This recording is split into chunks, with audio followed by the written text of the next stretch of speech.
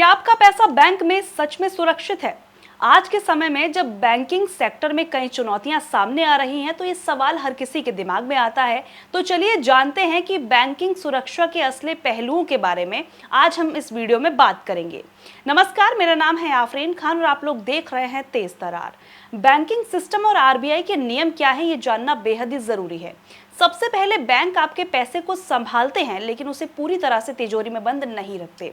भारतीय reserve bank यानी कि आरबीआई के नियमों के अनुसार बैंक को अपने कुल जमा राशि का कम से कम 4.5% हिस्सा कैश रिजर्व रेशो के रूप में आरबीआई के पास रखना होता है। इसके अलावा बैंकों को कुल जमा राशि का लगभग 18 से 22% हिस्सा स्टैट्यूटरी लिक्विडिटी रेशो के रूप में सुरक्षित और तरल निवेशों में रखना होता है, जैसे कि सरकारी बॉन्ड्स।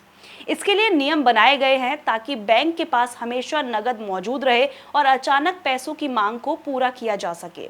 अब बात करते हैं डिपॉजिट इंश्योरेंस और आरबीआई के रोल के बारे में। अब सवाल यह है कि अगर बैंक फेल हो जाए तो आखिर क्या होगा। आरबीआई के deposit insurance and credit guarantee corporation के नियम के अनुसार हर बैंक ग्राहक को 5 लाख तक के जमा राशि का बीमा मिलता है। इसका मतलब ये है कि अगर बैंक बंद भी हो जाए तो 5 लाख तक का पैसा ग्राहक को वापस मिल जाएगा, लेकिन 5 लाख के ऊपर की रकम का बीमा नहीं होता, इसलिए बड़ी रकम रखने वालों को सावधानी बरतनी होगी।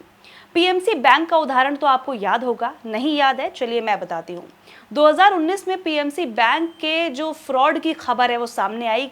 इसमें बड़ी गड़बड़ी सामने आई, जिससे लाखों ग्राहकों के करोड़ों रुपए फंस गए। पीएमसी बैंक ने गैरकानूनी तरीके से फंसे कर्ज को छिपाया और अपनी रिपोर्ट्स में गड़बड़ी की। आरबीआई ने इसके बाद बैंकों के संचालन में कई प्रतिबंध लगाए और अंततः इसे नियंत्रित किया। इस घटना ने यह दिखाया कि केवल बैंक पर भरोसा करना पर्याप्त नहीं है, बल्कि हमें अपने निवेश को समझदारी से मैनेज करना होगा। तो अब इसके लिए सावधानियां और सुझाव क्या है, ये भी आप सुनते जाइए। हमेशा ऐसी बैंकिंग संस्थाओं में आपको पैसा जमा करना चाहिए जो आरबीआई के अंतर्गत आती हों।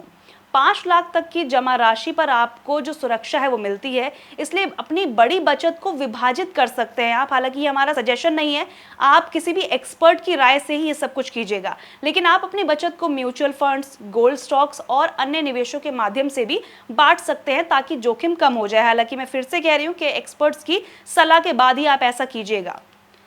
इसके अलावा आपको जो साइबर धोखाधड़ी है उससे बचाव भी करना चाहिए। समय समय पर आपको इन सारी बातों का ध्यान भी रखना चाहिए। अपने बैंक खातों की नियमित जांच करनी चाहिए और किसी भी संदिग्ध गतिविधि पर तुरंत ध्यान देना चाहिए। कुल मिलाकर बैंक में पैसा सुरक्षित है, खासकर आरबीआई के नियमों के चलते, लेकिन 100% सुरक्षित है या नहीं ये नहीं कहा जा सकता। हमें जागरूक रहना होगा, समझदारी से निवेश करना होगा और बैंकिंग मामलों में सतर्क रहना होगा। ये हमारी सबसे बड़ी सुरक्षा है। अपने पैसों को समझदारी से संभालिए और वित्तीय सुरक्षा के लिए हमेशा सतर्क रहिए।